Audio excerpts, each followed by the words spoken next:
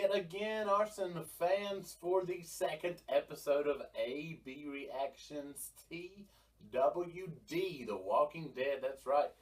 And we are diving in here. It is myself, AB McCline, along with ABJr, Luke Griffith, making his debut here on AB Reactions TWD. But, Mr. Luke, Season 7, Episode 10. The title was New Best Friends. Yep. And let's get right in this thing. You ready? Yeah, let's do it. All right. We started out, we saw the guys from Hilltop doing their weekly trade-off, whatever you want to call it, with the Saviors, offering tax, whatever you want to look at it as, I guess. Morgan was with them. Yep, he was indeed. Some skirmish, as seems there. What's the names there? What's the dude's name? The butthead from It's Always the Trouble one on the Saviors? There, I can't remember his name. That's some notes here. Isn't it like Gabriel? No, it's not Gabriel. Anyway, the main guy. Then the standoff. We saw Morgan come in, but in the end, we saw the King shut it down. It's really what kind of happened there. Indeed. He said, you know, let's put this to rest. Let's just keep everything at bay. Really, for me, I see what you thought. That kind of drove on more of King Ezekiel's standing on peace, at least in his mind, if you will. You know, maybe that was a way for to drive to the viewers of saying, hey, this guy really doesn't want altercations. I think that all these little things are going to end up building up to King Ezekiel's final stand of war. Yeah, absolutely. I do too. I think it's teases, and I think you're going to have that, at least for the show, that moment of realization for Ezekiel to be like, this is what's going to happen. And I think that'll be a fun moment. I think that'll be a he's cool going to moment. realize what's going to have to happen. Absolutely, absolutely. Jared, that's the guy's name. The troublesome one. Yes, I know I had it down here. Anyway, from there we saw a little bit of interaction with Daryl and him and Morgan first, and then he stumbled upon someone shooting a bow and arrow. Yeah, I'm sure that was a callback to Daryl for sure. And then the ultimate reunion for Double D. Yeah, I definitely sent chills down my spine seeing Daryl with the crossbow yet again. Got it back. How long's it been? It's been a really long time, actually. Since, I just went back and watched season 6. It was like halfway through 6. So it's definitely been a while. So it's been a little over a full season as far as, you know, if you look at that timeline. That's a long time for Double D to be without it. So that was a big moment for the show right there, I feel like. For Daryl fans, which we know there's plenty of. Yeah, more than enough. But a good moment. I like that. I thought it was cool. We went on, saw more of Daryl and, what's his name? Richard? Yeah, Daryl and Richard. Sort of, I don't know, getting some kind of plan together. Yeah. I don't know what they were, even before the Fallout thinking. I don't know, that kind of, I thought was a little, I don't know, I didn't really like it. I think they both had the same initial drive, but different ways of getting to it. Yeah, and then of course when Daryl realized his plan for Carol basically to be bait, that you could imagine how that went down. I guess Richard didn't know the connection, the real bond between Daryl and Carol that we know. And now, for the first time, I will say this, I want your opinion on this. As far as watching back through the show, now, for the first time, I kind of want Daryl and Carol to end up as an item. And I've not wanted that at any point until now. I'm in 100% agreement. I was kind of stuck on the Bethel for a while, Daryl and Beth. I was like, I don't know, I was devastated from that death. But now I think I'm moving on and I'm ready for Carol and Daryl. Yeah, I want to see it too. And I know it's been rumored and wanted and blah, blah, blah. And I've not been on board with that. But now I feel like it needs to happen. And I hope that's not setting up for something sad between somewhere there. Because they like to do things like that. But I thought that the stuff with Daryl and Richard just interesting. I guess just really, I think, for me personally at least, just really Driving home these two characters as far as personalities, I think is more what that was for the coming war, which I don't think it's. That's not a spoiler, is it? It's not hard. I mean, even if you don't know anything, you know what's going to happen here, even if you just watch the show. But I think that was really just more putting Daryl back some character work, make sure he's strong, he's still in there, he's not lost himself through all this crap that he's been through.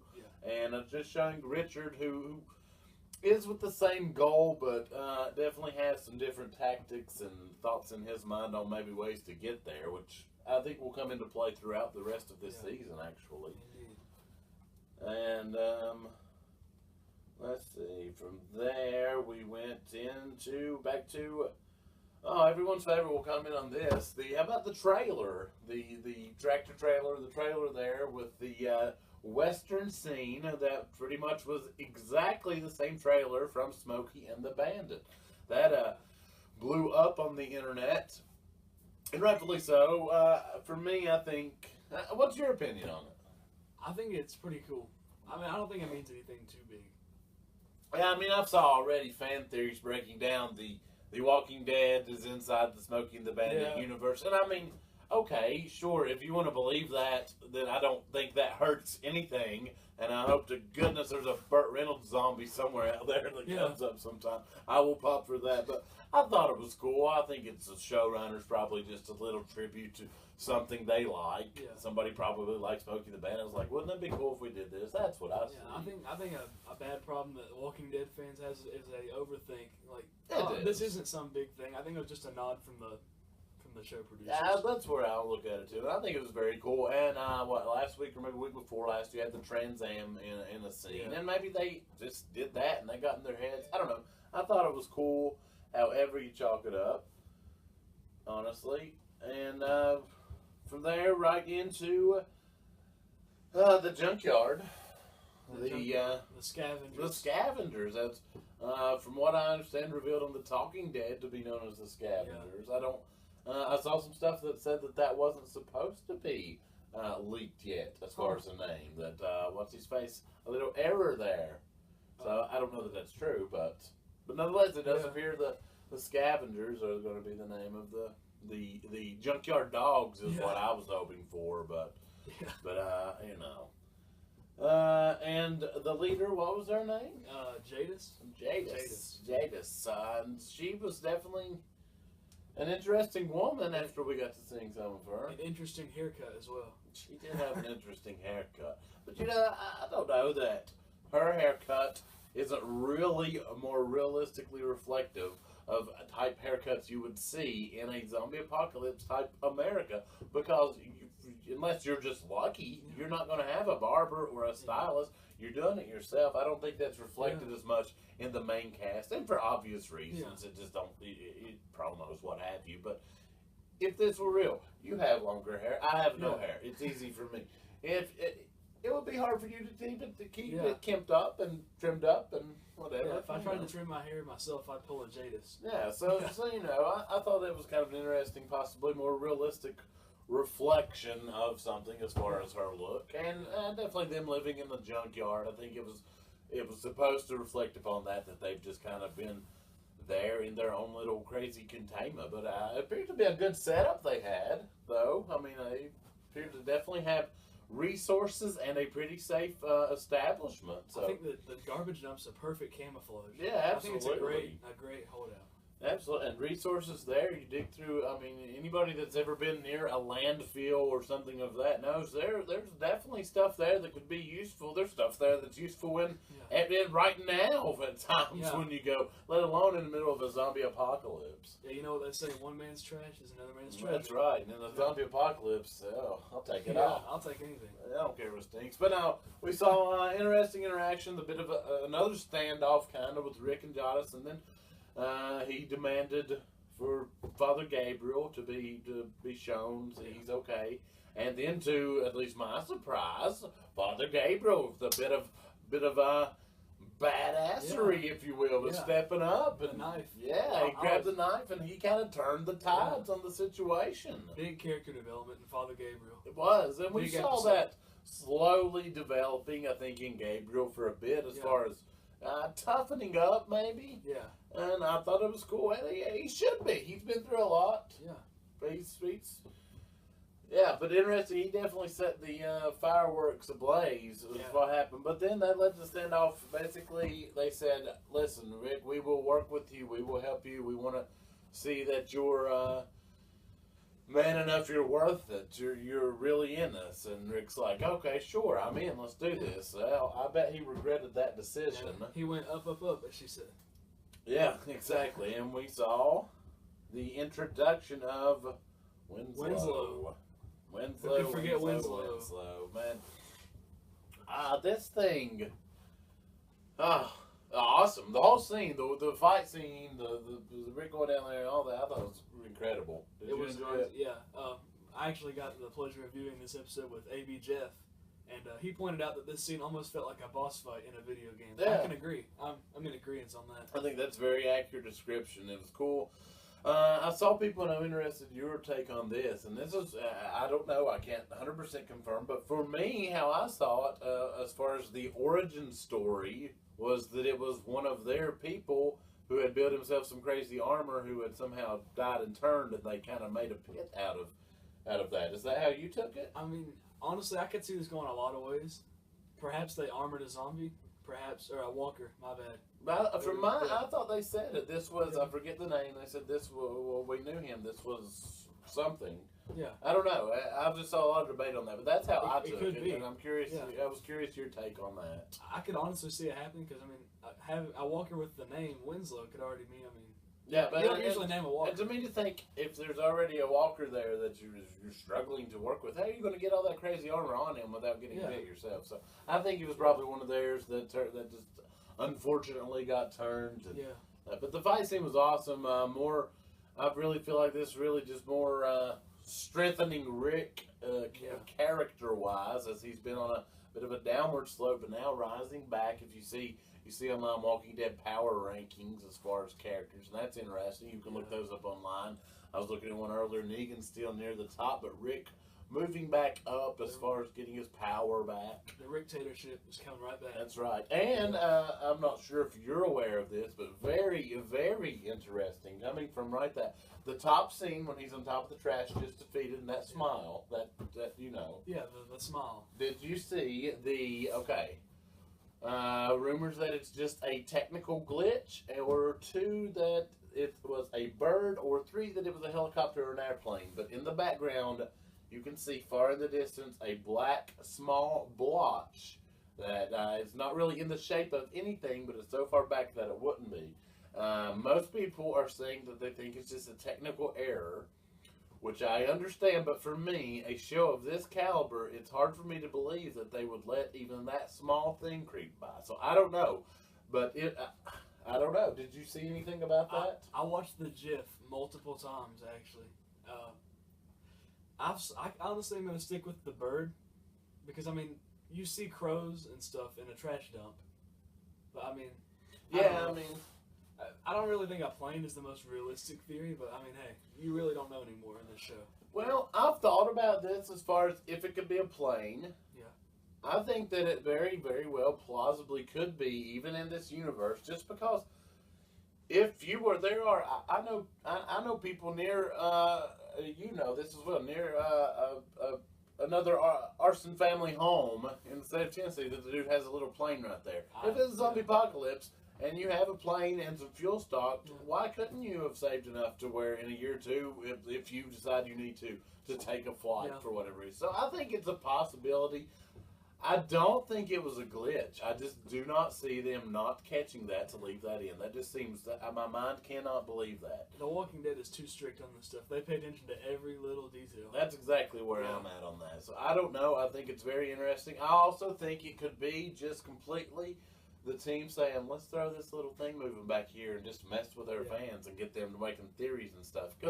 And I think that's great. I think that's awesome. Well, that's my 2 things. I think it could be a thing, but it never amounts to anything. Yeah. So I don't know, but I thought that was quite interesting, if nothing else. But we saw Rick down from that. They made their deal with the scavengers, so They want some stuff, some things, but I mean, Rick is getting his army together. Yeah, and that's a pretty big army. I mean, if you need to notice, a ton of people in the scavengers. Yeah, we saw it from a week ago when we saw them initially surrounding Rick. You could just tell there were massive amounts of people. And then the pullback scenes this week. I mean, they got a lot of people there. And they seem like they're people who are toughened and fighting people. Yeah. They at least give that feel. They're intimidating. Excuse me. At least comes across that. And then back we saw Carol got a visitor by the name of TWD, Daryl. I didn't have the guts, the heart, whatever you want to do, to tell her what happened with Negan and Abraham and Glenn. Do you think Carol knows? Do you think someone's already told her? I saw this online, some debate on that. Do you think someone's already told Carol and she knew whether Glenn told her or not? Honestly, I don't know. I feel like she doesn't know. I feel like I don't think that's true just because Morgan even mentioned it and was like, you didn't have the guts to tell her. Because Morgan would have known if she'd already known, and he didn't really seem like she did to me. But I think if Carol knew, you would see the other side of Carol. Well, I think that's going to be the one of the mega points in an episode or two here soon. Carol finds out, and probably is going to be very upset at Daryl, actually, when it comes to fruition. That might break the bond. Very well may. I can definitely see that. But two, she's going to be just hot in general, and I think she's going to be ready to go against the Saviors as well, and against Negan especially. And that's bad news, my friend, because Carol might be the most. She might be the baddest of the bad on The Walking Dead, if I'm being honest. She's the most powerful. She's I'm scared of Carol. Absolutely. She doesn't even exist. Yeah, exactly. Yeah. But I mean, and then you saw, as we just said, Daryl going back talking to Morgan, saying they couldn't do it, and that's really that's the main points of the episode this week. But I thought it was, I liked it. I thought it was a very good episode, actually. I thought it was a great episode. I think a lot of times The Walking Dead likes to focus on one specific area. This episode kind of jumped and we got to see a little bit of everything. Yeah, I like that. You really see everything tied together. No real look this episode at Negan or any of the Saviors, though. No, none at all. But it looks like this coming Sunday we're getting plenty of the Sanctuary and Negan and Eugene. Yeah, I think this is going to be a very Negan and Saviors and Sanctuary is a heavy episode. And that's kind of a lot how they do. But it was a very good episode. Yeah. I think very good building episode for lots of things that are setting up. The road to all-out war is basically what we're on here. And I think it's all coming together beautifully. Yeah, indeed. I'm in agreement with you on that. So, there you have it. That is our look at this week's Walking Dead. We'll be back again next week for another AB Reactions TWD. Luke, you got anything you would like to plug? I would like to plug at Luke from WV on Instagram, and of course at Eeny Meeny Miny Memes on Instagram. Be sure to go follow for some awesome Walking Dead memes and content. Yes, that is just straight at Eeny Meeny Miny Memes. There are some underscores. There's an underscore between each word, so it's at Eeny underscore at Meeny underscore at memes, and that is a quality account. That's some very good Walking Dead memes. I personally can speak for the entertainment level of that. And of course, I'm Matt Klein at Blue Turtle Grass on basically all of social media. Also, the Arson Brothers, we're all over the social media too. We're on Facebook, Arson Brothers, at Arson Brothers on Twitter, Instagram, we're Snapchatting it. You can get us anyway, but most importantly, please subscribe right here to the Arson Brothers Network. That'll keep you up with everything we do and put out. Click that little bell right there to give you a notification anytime we put it out. And we thank you. We truly do. We thank you. We're trying to grow this thing. Lots of hands involved, lots of help, and we're loving it. Thank you very much. We will see you soon.